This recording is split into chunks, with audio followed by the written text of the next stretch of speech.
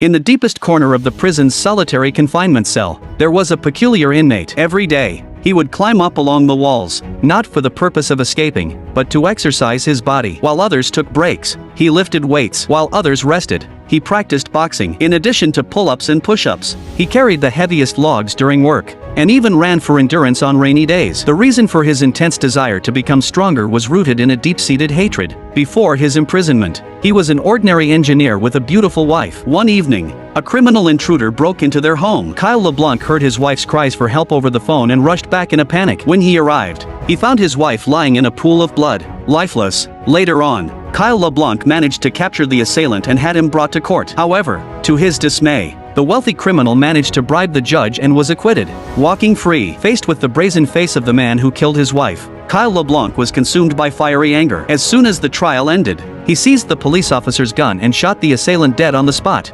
finally avenging his wife. Yet, the true tragedy was yet to come. Kyle LeBlanc was sentenced to life imprisonment and sent to the most notorious prison in the area, where the inmates were vicious and violence was commonplace. The corrupt prison guards turned a blind eye to the frequent fights and murders. Upon arrival, the prisoners were stripped of all their possessions. One of the guards took an interest in Kyle LeBlanc's wedding ring. When he refused to hand it over, the guard viciously attacked him and forcibly took the ring. Inside the prison, there was a sadistic inmate named Andre who enjoyed tormenting the weak. Kyle LeBlanc's cellmate, Billy, often fell victim to Andre's bullying, while the guards turned a blind eye due to Andre's bribes. That night, Billy's cries of agony echoed through the entire cell block, keeping Kyle LeBlanc awake all night. The next day, Kyle LeBlanc witnessed the pitiful state of Billy and the smug face of Andre, which instantly reminded him of the despicable killer of his wife. Unable to control his anger, he landed a punch on Andre's face, and the two engaged in a brawl. The guards intervened, but they only apprehended Kyle LeBlanc, exchanging a knowing glance with Andre, clearly involved in a clandestine alliance. Subsequently, Kyle LeBlanc was thrown into the small dark cell, the most terrifying place in the entire prison. He stared at the sewage flowing directly beneath his feet, emitting an extreme foul odor. The walls were stained with the blood of a previous inmate who had committed suicide, sending shivers down one's spine. Every day, the food served was a bowl of swill-like substance, resembling pig feed. Sleeping meant lying on a stone slab next to the putrid pipes. Kyle LeBlanc could no longer bear it. In the depths of the night, he tore apart his prison uniform and fashioned it into a makeshift rope, intending to hang himself, but the shoddy prison uniform failed him even in his desire to die. Frustrated, he instead aimed at the wall and slammed his head against it repeatedly, losing consciousness momentarily. At that moment, a moth flew in front of him, hovering for a while before landing near the bowl of food. Kyle LeBlanc picked up the bowl, and the moth settled on the spoon, as if reminding him to eat and stay alive. In the depths of his consciousness, Kyle LeBlanc remembered his kind-hearted deceased wife, and he regained his will to survive. He forced himself to eat the hard-to-swallow food, one mouthful at a time. When Kyle LeBlanc emerged from the dark cell, the prison guard transferred him to a different cell. It contained 4 beds, but only one inmate. The guard coldly informed him that a serial killer resided there, having already killed his 3 previous cellmates. The guard said, with a sinister tone, that if Kyle LeBlanc didn't want to die, he should give him money as soon as possible to arrange for a different cell. Subsequently, Kyle LeBlanc was locked inside, only then realizing that it was occupied by a menacing figure named 451. Fear gripped Kyle LeBlanc, and the next day, he approached the guard, handing over all the money he had managed to gather, hoping for a cell transfer. The guard accepted the money but claimed it wasn't enough. Kyle LeBlanc knew he had been deceived but had no choice but to endure. He gradually learned that the prison was divided into 3 major factions that constantly fought against each other. The person he initially offended, Andre, not only served as the second in command of one of the factions but also reigned as the prison's fighting champion. Yes, this prison had a cruel fighting competition where the victors gained higher status, while the losers were brutally beaten to death. The guards and the warden were well aware of this, not only allowing it but also secretly facilitating it, as it brought them considerable profit. Andre's gang wasn't ready to let Kyle LeBlanc go, and while they were at work, they grabbed him and beat him up, with the guards watching from the sidelines. And not only did they not care, but they put him in a cell afterward. On a rainy day, rainwater poured directly into the house, making the already terrible environment even worse. In the depths of despair, Kyle LeBlanc finally understood one thing in this dog-eat-dog place: only violence could protect oneself. He started training like a madman, climbing walls, doing pull-ups, push-ups, punching sandbags, lifting dumbbells, carrying sacks, and endurance running. After months of grueling training, Kyle LeBlanc had his first fight, and his opponent was none other than his enemy, Andre. As soon as the fight began, Kyle LeBlanc took a hit, a heavy blow to his abdomen. He was completely dominated by Andre, but he endured the onslaught and seized an opportunity to strike back with a punch, and then followed it up with 2, 3, and a barrage of punches.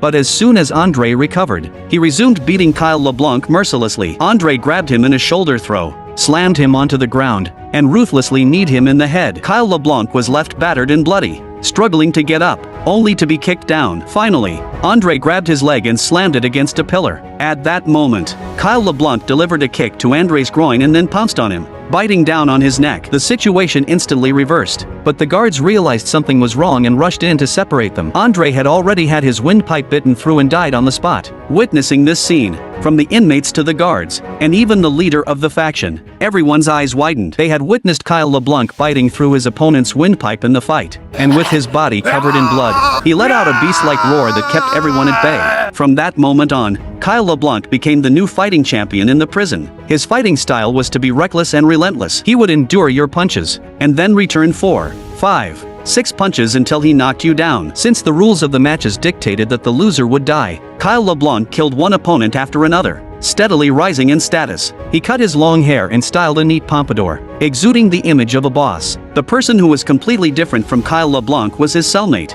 Billy. Faced with violence in the prison, Billy only wanted to escape. He attempted multiple prison breaks, got caught multiple times, but never gave up. One day, he used a stolen key to open the cell door and was about to retrieve the hidden pair of pliers when he was caught red-handed by a guard. This time, Billy's fate was grim. The guard handed him over to a hulking man who tortured him until he was barely alive. Before his death, Billy said to Kyle LeBlanc, "Don't become what they want you to be." Kyle LeBlanc finally realized his mistake and started resisting violence. Another fight came, and his opponent was the hulking man who killed Billy. However, Kyle LeBlanc chose to surrender and refused to fight back no matter how much he was beaten. This caused the warden, who was watching the match, to lose face in front of the guests. He ordered the guards to seize Kyle LeBlanc and hang him on an iron frame, saying he would be left hanging until he agreed to fight or die. Day after day, under the scorching sun and the drenching rain, Kyle LeBlanc was quickly withering away. But he never compromised. His spirit of resistance infected other inmates, and they gradually realized that in this prison, the warden was the only winner, while the prisoners were mere sacrifices. As a result, conflicts between factions were resolved, and there were no more fights in the arena. The warden's money-making schemes were completely shattered. Under the persistence of Kyle LeBlanc, peace finally triumphed over violence. However, the guards dared not kill him. If they did, wouldn't he become a martyr?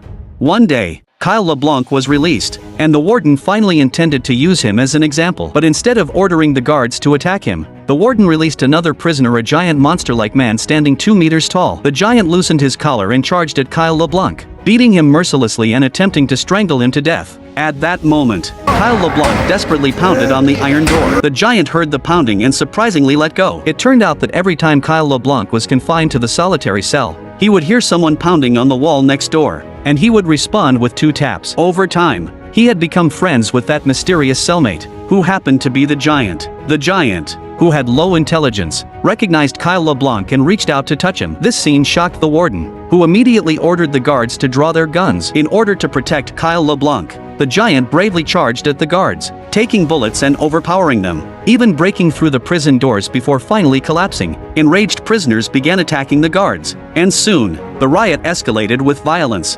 destruction, fires, and escape attempts everywhere. It was only when the guards and armed forces arrived, armed with machine guns, that the riot was forcibly suppressed. During this chaos, Kyle LeBlanc encountered his cellmate from room 451. It turned out that he wasn't a murderer but a judge. The people he killed were all heinous criminals. Room 451 had also hidden a diary filled with evidence of the warden's violent profiteering over the years. He handed it to Kyle LeBlanc, instructing him to take it out and report the warden. As for how to escape, room 451 had a plan. He wanted Kyle LeBlanc to participate in one more fight. Regardless of winning or losing, the warden, for the sake of his dignity, would send him to the execution ground, which would be the perfect opportunity to escape. Not long after, Kyle LeBlanc faced his final fight, and his opponent was the hulking man who killed Billy. This time, facing Kyle LeBlanc's full-force punches, he was quickly beaten and impaled on a wooden stake, paying for Billy's life. True to form, Kyle LeBlanc was then taken to the execution grounds. In the garage, room 451, who was hiding, suddenly attacked, helping Kyle LeBlanc defeat the guards. Next, Room 451 had Kyle LeBlanc change into different clothes and instructed him to get into the warden's car. But Room 451 himself stayed behind, as he had more important things to do. Soon, Kyle LeBlanc passed through layers of checkpoints in the car, carrying the evidence, and left, finally returning to freedom as a man of justice. Meanwhile, Room 451 infiltrated the warden's office, steadily approaching with pliers in hand. When the guards rushed in, they found the warden with his tongue forcibly removed, condemned to the punishment of having his tongue pulled out. The man who profited through violence was finally destroyed by violence. With that, the movie concludes. I am a movie lover and look forward to our next cinematic journey. Goodbye.